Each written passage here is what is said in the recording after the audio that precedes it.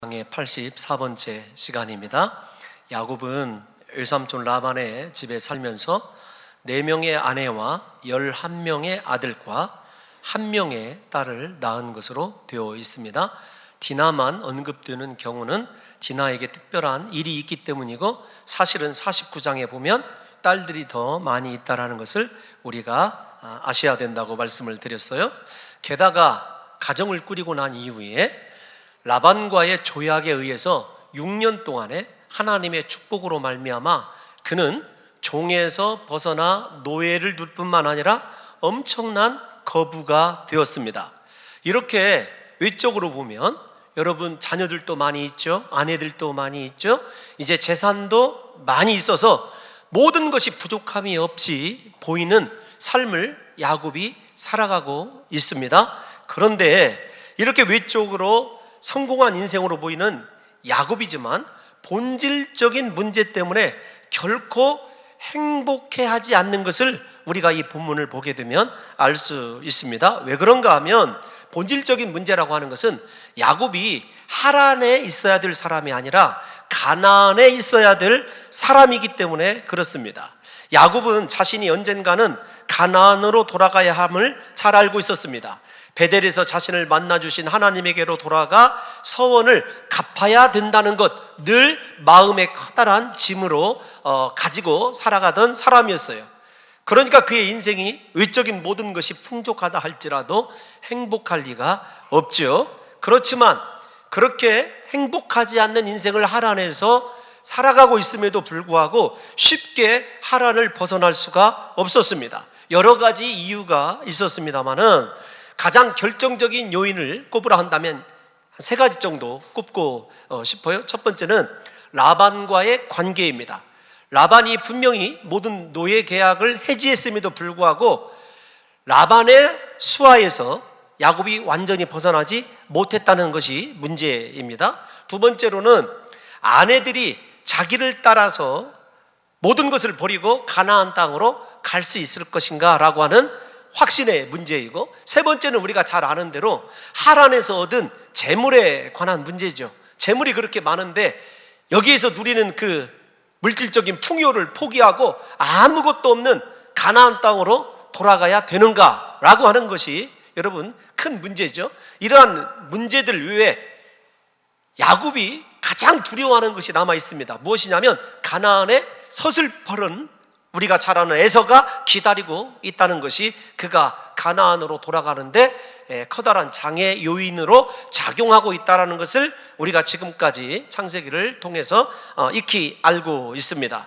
이렇게 돌아가지 못하고 고민만 하고 있는 야곱에게 하란을 떠나지 아니하면 안 되는 이유들이 생겨나기 시작을 합니다. 갑자기 생겨나는 거죠.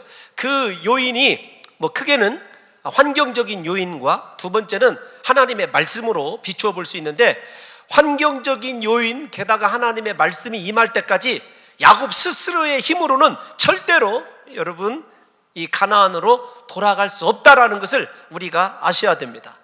야곱이 이 말을 조금 더 직접적으로 말씀을 드리면 가나안으로 돌아가야 된다는 것은 머리로 압니다.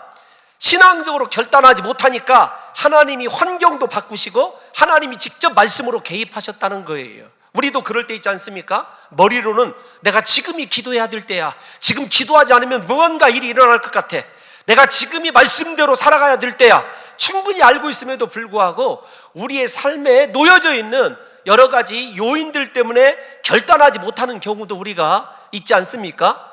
오늘 혹시 이 중에 그런 성도가 계시다고 한다면 야곱이 돌아가기로 하는 결단 과정이 썩 그렇게 바람직한 것은 아니지만 외부적인 환경의 변화이든지 하나님의 직접적인 개입이든지 우리 사랑하는 성도 여러분들에게 보여지고 들려짐으로 말미암아 사랑하는 성도 여러분들이 전적으로 말씀으로 돌아가고 하나님께로 돌아가는 역사가 있으시기를 예수님의 이름으로 축원합니다. 먼저 야곱이 돌아가지 않으면 안 될 상황, 에서의 문제를 차치하고서라도 지금 우선 당장 돌아가지 않으면 이 자기 자신이 안 되는 이유가 무엇이냐면 1절에 그 이유가 나타났어요. 무엇이냐면 사람, 즉 라반의 아들들과 라반의 태도에 변화에 있습니다. 먼저 우리가 1절을 읽어보게 되면은 이 야곱이 부자가 되고 난 이후에 라반과 그의 아들들이 야곱을 시기하는 것처럼 보여요. 예, 시기하는 거 맞습니다. 그런데 사실은 1절의 말씀은 시기가 아니라 어떤 거냐면 잠시 후에 우리가 야곱을 공격할 것이라고 하는 선전포고로 여러분들이 이해를 하셔야 됩니다. 왜 그런 거냐면 여러분, 야곱이 우리 아버지의 재산을 빼앗았다, 지금 라반의 아들들이, 야곱의 처남들이 외치는 말은 단순히 음해가 아닙니다. 어떤 거냐면 자신의 하란의 동족들에게 포고를 하는 거예요. 우리가 조금 있으면 내 아버지 재산을 빼앗아간 야곱을 공격할 것이다. 그때 너희는 우리를 도우라라고 하는 암암리에 여러분 전쟁을 선포하는 것과 동일합니다. 그러니까 야곱은 그때 고민을 하게 되는 거예요. 만약에 내가 처남들과 라반들과 전쟁을 하게 되면 내가 살아남을 수 있을 것인가? 두 번째, 처남들과 내가 전쟁을 하게 되면 내 아내들은 누구의 편을 들 것인가? 확신이 서지 않는 거죠. 여러분, 제가 이 본문을 말씀을 드리면서 야곱은 지금 이제 완전히 진퇴양난 딜레마에 여러분 빠져 있습니다. 앞으로 나아갈 거냐? 에서가 기다리고 있습니다. 여기에 머무를 거냐? 여러분, 이제 라반이 곧 공격할 거예요. 모든 동족들에게 이렇게 선포했으니까 그거 잘 압니다. 여러분, 제가 생각할 때 목사님 이거 시기하는 정도가 아닌가요? 아닙니다. 우리가 읽은 본문에 보게 되더라도 7절을 한번 읽어봅시다. 라반이 그전에도 이미 야곱을 여러 차례 죽이려고 했던 장면들이 드러나고 있어요. 7절 한번 읽어보겠습니다. 시작. 아버지가 나를 속여 품삯을 10번이나 변경하였느니라. 그러나 하나님이 그를 막으사 나를 해치지 못하게 하셨으며, 품삯을 변경하는 데까지는 하나님께서 인정하셨어요. 그러나 야곱에게 손대는 것은 하나님이 이미 여러 차례 막아놓은 것을 보게 됩니다. 하나님께서 그래, 내 사랑하는 아들, 그 아들의 재산은 손대라. 그러나 그 아들의 육체만은 손대지 말아라. 이렇게 허락한 것과 여러분 동일한 것 아니겠습니까? 예를 들면 욥기에서도 그거 나타나잖아요. 욥의 모든 소유를 손을 대되 욥의 생명만큼은 손대지 말으라고 한 그러한 비슷한 역사가 지금 야곱에게 일어나고 있는 거죠. 야곱은 여러분 두려울 수밖에 없는 것 아니겠습니까? 그러니까 야, 라반의 아들들에게 죽어야 되느냐, 처남들에게 죽어야 되느냐, 형에게 죽어야 되느냐, 일종의 하나님의 도우심을 배제하고요, 형에게 죽기로 결단을 하고 있는지도 몰라요. 차라리 형에게서 한 번 더 기회가 있을 것이라고 생각하고 있는지도 몰라요. 게다가 여러분, 장인 라반의 태도가 그전과 같지 않아요. 그전에는 라반이 야곱만 보면 흐뭇했습니다. 왜냐하면 너와 함께 하신 하나님 때문에 내가 부자가 되니 야곱 자네 정말로 기특한 내 인생의 보물일세, 이렇게 여겼던 것 같아요. 그런데 어느 순간부터 야곱이 자신의 재산을 능가하고 거부가 되고 난 이후부터는 여러분 그의 안색이 싹 바뀌게 되는 것을 보게 됩니다. 그런데 라반의 안색의 변화는 단순히 서운하다, 섭섭해, 그런 여러분 이 변화를 이야기하는 것이 아니에요. 감정이 적대적인 관계, 살위, 무슨 말이죠? 살인하고 싶은, 그런 죽이고 싶은 그런 안색으로 변화되어 있음을 여러분 이야기하는 것입니다. 우리가 생각해 보십시오.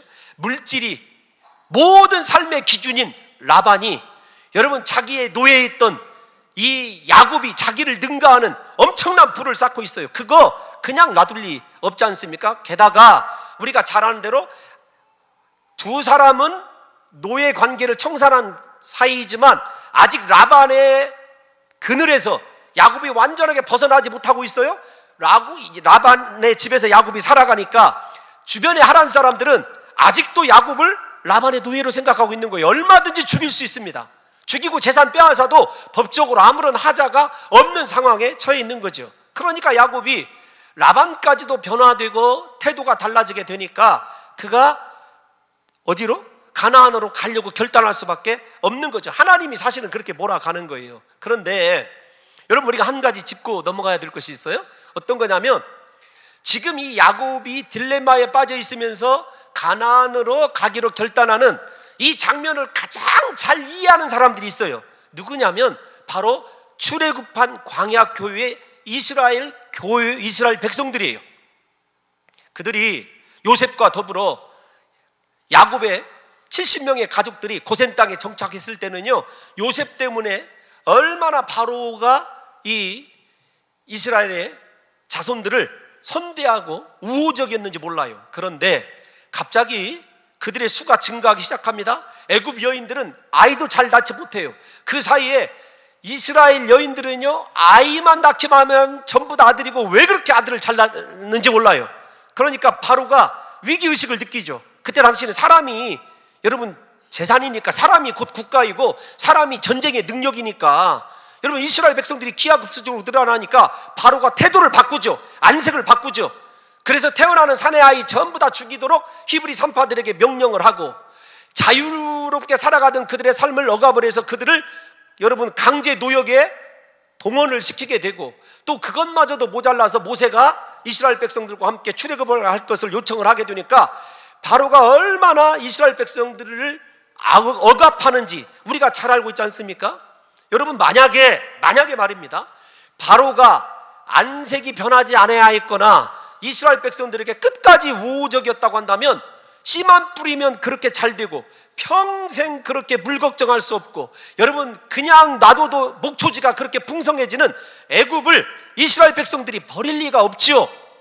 생각해 보십시오.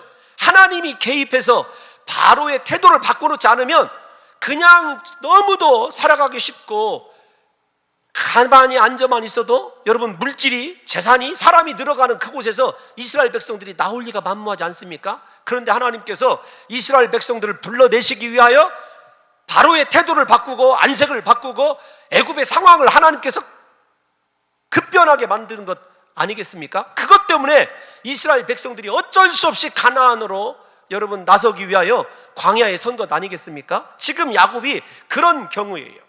만약에 라반이나 그의 아들들이 예전처럼 그가 거부가 되었음에도 불구하고 선대하였다고 한다면 야곱 절대로 하란 떠나지 않을 사람이라고 하는 것을 누가 잘 알고 계시냐면 하나님이 하시는 거죠. 모든 계산에 능한 야곱이 지금의 현실을 바라볼 때 도저히 하란에서는 살 소망이 없다, 내 목숨 부지 못한다, 이렇게 결론에 도달하게끔 하나님께서 모든 사람의 마음을 강팍하게 하고 지금 역사를 이끌어 가시는 거죠. 우리 인생도 마찬가지입니다. 내 삶의 자리, 지금까지 안주하고 편안하게 모든 것이 잘 되던 자리에 모든 환경이, 상황이 급변해지고 내 목숨마저 위태로워지고 내가 사느냐 마느냐 이런 기로에 서게 된다면, 여러분, 하나님이 지금 내 주변 환경을 붙들고 내가 그곳에서 돌이켜서 하나님께로 나오게끔 하나님이 지금 간섭하고 계시는 순간이라는 사실을 여러분 알아채셔야 돼요. 야곱은 적어도 그 사실을 알아채고 있는 것입니다. 사랑하는 성도 여러분들이요, 다시 말씀을 드리고 싶습니다. 지금까지 편안하게 안주하면서 살아갔는데 내 삶에 큰 풍랑이 찾아오고 내 힘으로 극복하지 못할 어려움이 내 삶의 터전에 찾아왔다고 한다면 다른 것이 아닙니다. 하나님의 말씀에 귀를 기울여야 될 때이고 하나님께로 돌아가기를 결단해야 될 때라는 사실을 깨달으시고 야곱처럼 결단하심으로 말미암아 나를 살게 하신 하나님, 나를 복주시는 하나님을 경험하시기를 예수님의 이름으로 축원합니다. 여러분, 이렇게 야곱이 상황이 급변하고 모든 사람들의 적대적으로 바뀌는 상황 속에서도 주저주저하고 여러분 가나안으로 돌아가지 않으니까 하나님이 직접 3절에서 개입하셔서 그에게 말씀을 주십니다. 우리 다 같이 3절 한번 읽어보겠습니다. 시작.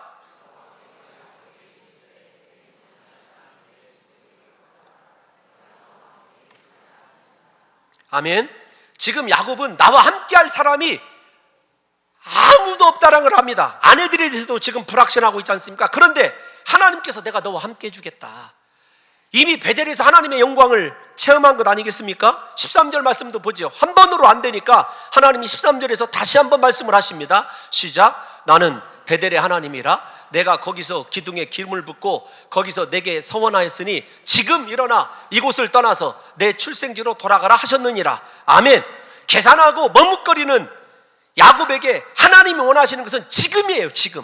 사랑하는 성도 여러분들이요, 지금 우리가 돌아서야 될 줄로 믿습니다. 지금 하나님을 향하여 서야 되는 이유가 오늘 본문에 이 야곱에게 주어집니다만은 저와 여러분들의 상황이 야곱과 다를 수도 있어요. 그러나 지금 하나님께로 결단하고 돌아서지 아니하면 우리 인생에도 여러분 또 다른 위기가 찾아올 수 있다는 것이죠. 그런데 제가 이 말씀을 읽으면서 조금 다른 각도에서 말씀이 제게 다가오더라고요. 어떤 거냐면 3절과 13절, 하나님이 거듭해서 야곱에게 지금 일어서라, 지금 돌아가라, 이렇게 말씀하시는 이 하나님을 바라보면서 하나님의 변함없는 사랑, 끝없는 하나님의 사랑을 좀 발견을 했어요. 왜 그러냐면 하나님은 20년 동안 야곱을 버리시지 않으셨어요. 야곱은 잊어버리고 하나님의 말씀대로 살지 않고 자기 마음대로 한 명과만 결혼하라고 그랬는데 4명과 결혼하고 자기 마음대로 하고 싶은 대로 다 살았어요. 하나님 없이 살았습니다. 그런데도 하나님은 야곱을 떠나지 않으셨어요. 야곱과 끝까지 함께하고 계셨다는 것이 오늘 본문의 핵심이죠. 제가 느낀 것이 무엇이냐면 참 하나님의 사랑이 이렇게 위대하구나.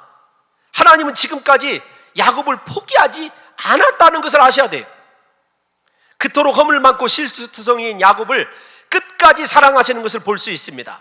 하나님의 사랑이 야곱으로 하여금 지금의 모든 것을 포기하고 오직 말씀을 붙잡고 믿음으로 나아가기를 촉구하는 거예요. 하나님의 사랑이 감동을 하고 움직이는 거예요. 야곱을 때리고 징치하는 것이 아니라 내가 지금까지 너와 함께 있었다, 나는 너를 지금도 사랑한다, 이 사랑이 야곱의 마음을 움직이는 것을 보면서 하나님이 왜 그렇게 인격적이시고 하나님의 사랑이 얼마나 위대한지를 제가 이렇게 더 깊이 깨닫게 되었습니다. 여러분, 이렇게 허물투성이인 야곱을 사랑하시되 끝까지 사랑하시는 그 하나님이 우리의 하나님이십니다. 그 하나님이 우리도 이렇게 사랑하신다는 거예요. 우리가 아무리 죄악으로 얼룩진 세월을 살았다 할지라도 하나님은 결코 우리를 버리지 않으시는 분임을 저와 여러분들이 믿으셔야 됩니다. 야곱에게 찾아오신 하나님이 야곱을 책망하신 것 본 적이 있습니까? 야, 너 20년 동안 어떻게 살았어? 여러분, 하나님이 책망하지 않으십니다. 하나님이 오히려 야곱이 하는 대로 복을 주신 것을 보게 돼요. 묵묵히 지켜보시면서. 여러분, 탕자 비유 잘 아시지 않습니까? 탕자가 아버지께 돌아왔습니다. 너 내 돈 갖다 어디에 썼느냐?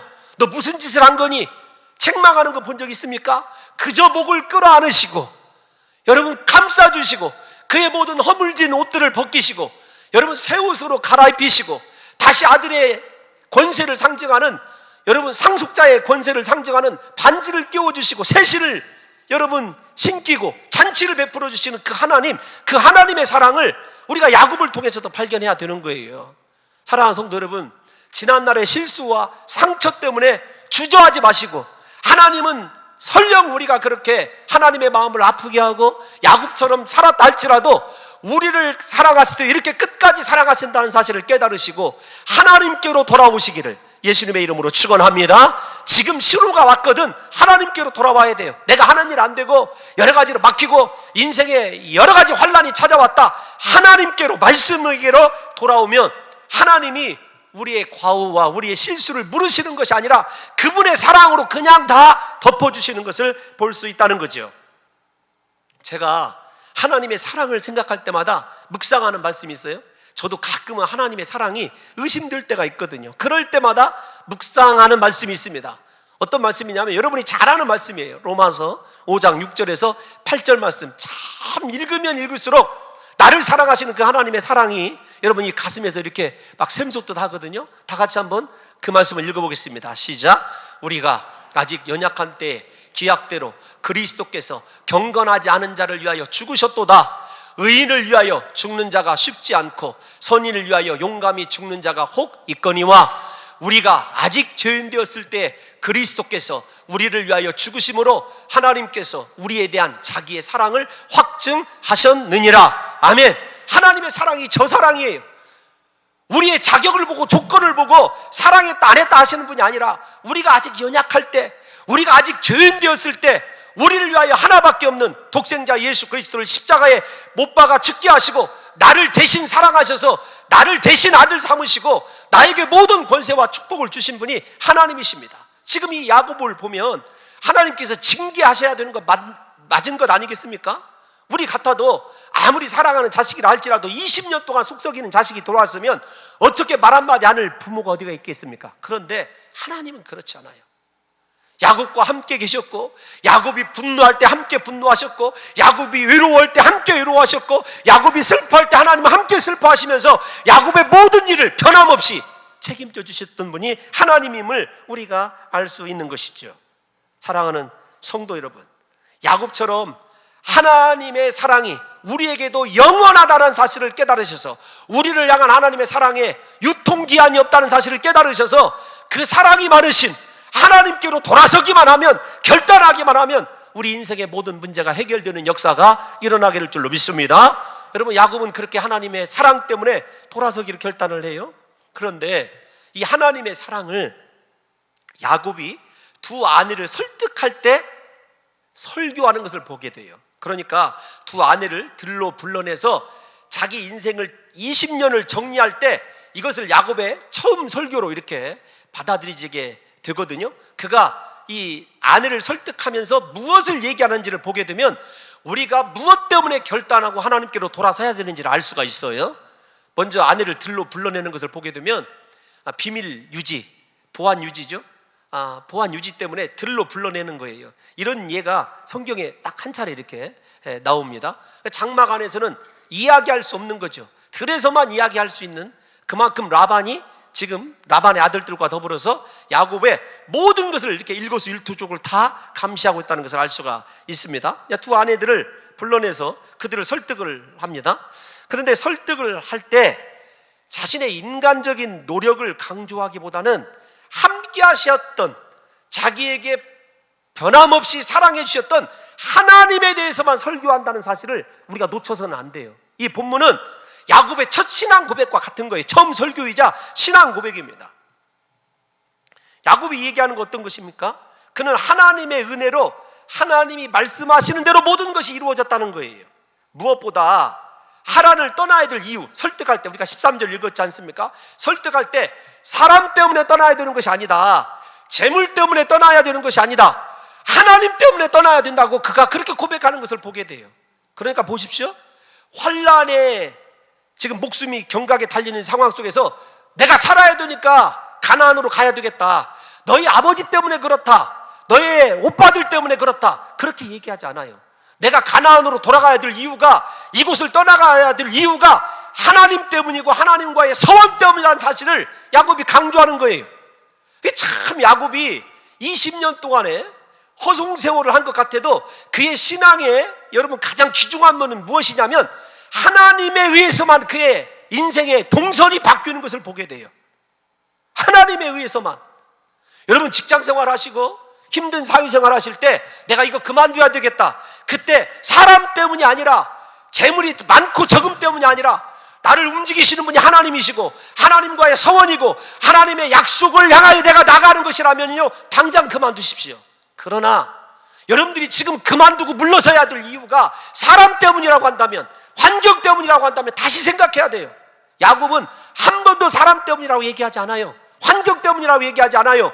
나를 베델에서 만나주신 영광의 그 하나님, 하나님과의 약속 때문에, 하나님 때문에 내가 움직여야 되겠노라고 고백하는 야곱의 설교를 보면서 제 마음이 참 나름대로 이게 굉장히 찡한 감동을 받아요. 그래도 20년 세월 허송세월한 것은 아니구나. 여러분들을 지금 움직이는 것은 무엇입니까? 사람입니까? 여러분 자제하셔야 됩니다. 물질입니까? 그것 그만둬야 됩니다. 나는 하나님이 아니고는, 말씀이 아니고는 절대로 움직이지 않는 하나님의 사람이라는 것을 세상 사람들에게 선포해야 되고, 여러분 위기 가운데서 충분히 자기가 고생한 것, 인간적인 노력과 수고, 인간적인 방법 이야기할 수 있지만 야곱의 입에서는 오로지 하나님의 사랑과 하나님의 은혜만 나와요. 그 하나님 때문에 내가 돌아가야 된다, 이것이 야곱의 고백 아니겠습니까? 오늘날 크리스찬들이 말씀에 의하여 움직이고 하나님에 의하여 움직이는 것이 아니라 자기를 반대하고 억압하고 핍박하고 괴롭히는 사람들 때문에 움직이고, 물질 몇 푼 더 준다면은요 그것 때문에 우르르 쫓아가고, 그 결과가 무엇이냐고요. 그 결과가 우리의 삶을 움직이는 거예요. 오늘부터 우리가 시골에서 신앙생활 하지만 하나님이 아니고는 나를 움직일 것이 없노라고 담대하게 선언하시면서 고난과 맞닥뜨리시기를 예수님의 이름으로 축원합니다. 여러분 그 인생을 살게 될 때 내 삶과 내 고백을 통해서 일하시는 하나님을 그제서야 경험할 수 있는 것 아니에요?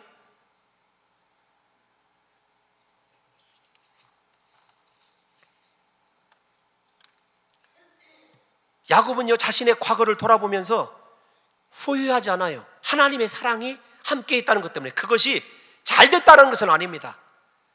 하나님께서 지금까지 덮어주고 계셨구나, 그 하나님의 사랑을 발견하기 때문에 자신의 실수와 허물이 사랑으로 덮어졌다는 것을 야곱이 은연중에 이야기하는 거예요. 무슨 말입니까? 우리의 허물과 실수요, 하나님 바라보고 결단하면 하나님이 다 덮어주실 줄로 믿습니다.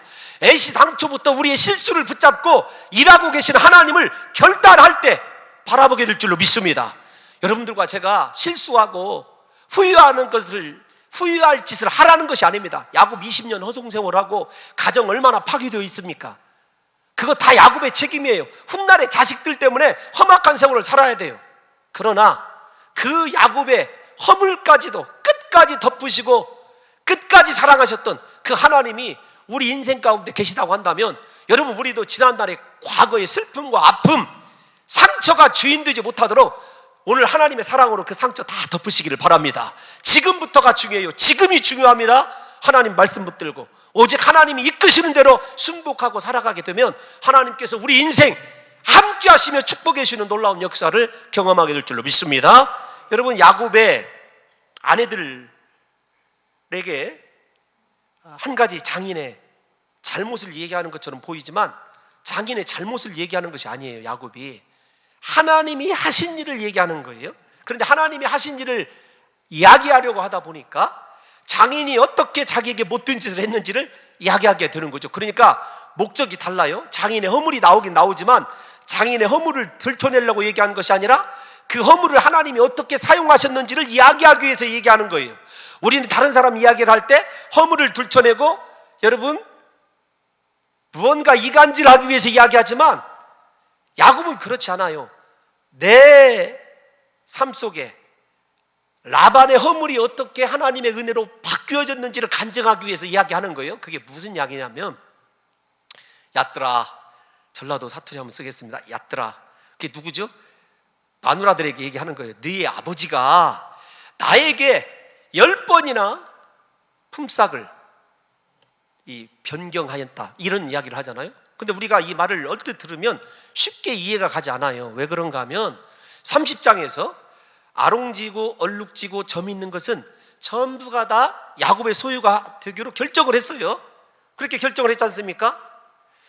그런데 여러분 생각해 보십시오. 이렇게 결정을 하고 야곱은 신풍나무 거꾸로 올라갑니다. 살구나무, 버드나무 가지를 푸른색을 벗겨서 푸른색과 흰색이 교차하는 시각적인 이런 자극을 통해서 얼룩지고 아롱지고 점 있는 거 만들어 냈어요. 그렇게 생각을 합시다. 일단 좀 냈다. 30장 이야기가 그러니까. 그런데 어느 순간에 전부가 태어나는 것이 다 아롱지고 얼룩지고 점 있는 것만 태어나는 거예요. 라반이 가져갈 것이 없어. 흰색이 나고 완전히 검정색이 나야 되는데 전부 다 나는 것마다. 그러니까 이 변덕장이 라반이 찾아와가지고 어떻게 얘기했냐면, 야, 3가지 다 안 돼. 1가지씩만 할 거야. 이번에는 점 있는 것만 네 것이 된 거다. 네 소유다, 이렇게 얘기를 해요. 점 있는 것만. 그러면 하나님이 그 얘기를 들으셔요. 그래서 이번에는 전부 다 점 있는 걸로만 새끼를 낳는 족족 다 점백이에요. 1년 지나다가 이게 안 되게 생겼으니까 이번에는 뭐라고 얘기했냐면, 라반이 와가지고 이번에는 아롱진 것이야. 아롱진 것만 네 거야. 그러니까 점 있고 얼룩진 것은 누구 것이어야 돼요? 라반의 것이에요. 그러니까 100% 중에서 30%만 지금 야곱의 소유를 인정을 해주는 거예요. 그런데 야곱이 불만을 갖지 않아요. 왜 불만을 갖지 않냐면, 맨 처음에는 이게 중요해요. 자기의 지혜로, 자기의 능력으로 재산이 증식하는 줄 알았는데 나중에 보니까 신풍나무, 살구나무, 버드나무가 소용이 있는 것이 아니라 라반이 하는 것을 하나님이 그대로 지켜보고 계셨던 거예요. 여러분 어디를 보실까요? 12절 한번 읽어봅시다. 12절 시작. 이르시되 내 눈을 들어보라. 양떼를 탄 순양은 다 얼룩무늬 있는 것, 점이 있는 것과 아롱진 것이니라. 라반이 내게 행한 모든 것을 내가 보았느니라. 여러분, 우리가 왜 사람 때문에, 환경 때문에 억울해하지 말아야 되냐면, 나와 함께 하신 하나님이 그거 보고 계셔요. 하나님이 보고 계신 줄로 믿습니다. 하나님이 알고 계셔요. 그것을 누가 깨달았냐면 야곱이 깨달았어요. 내 잔재주 때문에 내가 이렇게 물질이 들어가는 것으로 생각했었는데 그게 아니라 하나님이 라반이 내게 하는 모든 것을 보고 계셨다가 라반이 그러면은 전부가 다 점 있는 거예요. 라반이 그러면 얼룩진 것이 전부가 다 야곱의 새끼들이 줄줄이 태어나는 거예요. 이번에는 검댕이 걸면 전부가 다 검댕이로 태어나는 거예요. 이게 사람이 할 수 없는 일이라는 것을 야곱이 뒤늦게 깨닫게 되는 거죠. 사랑하는 성도 여러분, 사람을 두려워하지 마십시오. 하나님이 우리의 환난, 우리의 고난, 우리의 눈물 다 보시고 계시고, 오히려 우리의 대적이 외치는 말을 하나님이 듣고 계시다가 그대로 전부 다 야곱의 삶 속에 축복으로 바꿔주시는 것을 보게 돼요. 사람이 나를 저주하고, 사람이 나를 힘들게 하고, 사람이 나를 아프게 하는 것 때문에 고민하는 사람은요, 오늘 이 말씀 듣고 그것 때문에 고민할 필요가 없어요. 왜요? 나와 함께 하신 하나님이 충분히 다 그렇게 전능하신 능력으로 바꿔주실 수 있는 살아계신 하나님이기 때문에 그렇습니다. 저는 이 하나님을 믿습니다. 사랑하는 성도 여러분, 여러분들과 제가 할 일은요, 결단하고 하나님을 향하여 서기만 하면 되는 거예요. 그래서 야곱은 자신의 인간적인 지혜와 방법이 아니라 함께 하시며 모든 것을 알고 계신 하나님께로 돌아가기로 결단한 거죠. 진짜 라반도 대단하지 않습니까? 10번이나 바꿨어요. 그런데 이 10번은 할 만큼 했다는 거예요. 그러니까 여러분, 제가 이렇게 계산을 해봤어요. 쓸데없이 계산을 해봤더니 양과 염소가 150일이면 새끼를 난대요. 믿어주세요. 150일. 그러니까 1년에 3번 정도 많이 나면 새끼를 낳아요. 3번 정도. 그러니까 제가 볼 때는, 그러니까 3개월에 한 번씩은 와서 변덕을 부린 것 같아. 평균적으로. 그런데 점이 안 나와야 되는데, 점하면 모든 새끼가 얼룩진 것도 없고 전부가 다 점배기로 태어나는 거죠. 여러분, 신나지 않으십니까? 저는 이 장면을 보면서 제 짧은 생애도 이렇게 역사하셨던 하나님을 감사하며 찬송한 적이 있어요. 여러분, 하나님은 정말로 살아계셔요. 우리가 사람 위주의 삶을 살 것이 아니라 하나님 위주의 삶을 살게 될 때 하나님께서 형통케 하시고 열어주시고 회복시켜주시고 고쳐주시는 거지, 사람 때문에, 환경 때문에 하나님께 나아가고 돌아가는 것이, 여러분, 장애를 입는다면 그것처럼 어리석은 것은 없다는 거죠. 아내들이 결단을 하게 됩니다. 이 신나는 장면, 그 장면을 뛰어넘어서 아내들도 깨닫기 시작을 했어요. 그래서 아내들이 갑자기 돌아가자, 하나님께로 돌아가자 그러면서 뭐라고 얘기했냐면 선지자적 선포를 해요. 16절에 보게 되면 당신에게 이르신 일을, 하나님이 당신에게 이르신 일을 다 준행하라. 하나님이 당신에게 이르신 일을 다 준행하라. 말씀대로 살아라는 거예요. 여러분, 그런데 생각해 보십시오. 언제부터 이 사람들이 이렇게 하나가 되었을까요? 지금까지 애 낳기 경쟁하면서 서로 원수보다도 더 악한 감정의 골을 깊게 파고 있었던 두 여인이, 야곱이 하나님, 내가 이제 돌아갑니다, 하나님께로 돌아갑니다, 하나님께 결단하고 나니까 그렇게 평소에 해결하고 싶고 노력하고 별짓을 다 해도 여러분 풀어지지 않던 사람과의 갈등이 해결되는 것을 보게 돼요. 여러분, 사람의 마음을 움직이는 거요, 가족도 마찬가지입니다. 갈등하는 사람이 문제가 아니라 내가 결단하지 못한 것이 문제라는 사실을 깨달으셔야 돼요. 직장에서도 마찬가지이고, 여러분, 사회에서도 마찬가지입니다. 우리가 그리스도의 존귀한 사람으로서 사랑받기 위해서는요, 다른 것이 필요한 것이 아니에요. 하나님을 향하여 내가 결단하게 되면 사람의 문제도 풀어지게 될 줄로 믿습니다. 가정이 화목하게 될 줄로 믿습니다. 중요한 건 14절 후반부터 16절까지 읽어보게 되면 이 두 딸들이 신앙이 돈독해져서 하나님을 선택한 것이 아니라는 것을 알게 돼요. 무엇 때문에 그러냐면 재물 때문에 그래요. 먼저 아버지가 라반이 빈털터리가 되어버렸다는 것을 14절 말미에서 우리가 알 수 있어요. 14절 말미를 한번 보여주십시오. 14절을 한번 보여주십시오. 시작. 라헬과 레아가 그에게 대답하여 이르되 우리가 우리 아버지 집에서 무슨 분깃이나 유산이 있으리요? 없다라는 거예요. 사실은 나름대로의 유령적인 목선이 있지만 실제적으로 라반이 그렇게 가세가 기울고 있음을 보게 돼요. 그러니까 소망이 없다는 것을 발견해요, 라반에게서. 그런데 그 소망이 없음이 분노로 이어지게 됩니다. 15절 한번 읽어볼까요? 15절 시작. 아버지가 우리를 팔고 우리의 돈을 다 먹어버렸으니 아버지가 우리를 외국인처럼 여기는 것이 아닌가? 잠시만 띄워놔 보십시오.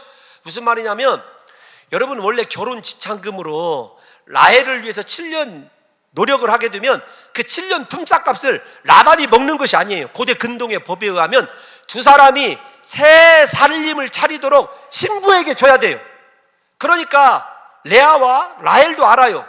야곱이 무일푼의 빈털털이라는 걸 알고 있습니다. 그런데 7년 지나면 혹시 우리 아버지가 자기들에게 그 몫을 떼줄 줄 알았어요. 그런데 아버지께서 어떻게 하셨냐면 다 먹으셨어요. 저기에다 한자를 우리가 더 붙이면 더 아름답습니다. 그렇게 되어 있어요. 드신 거예요.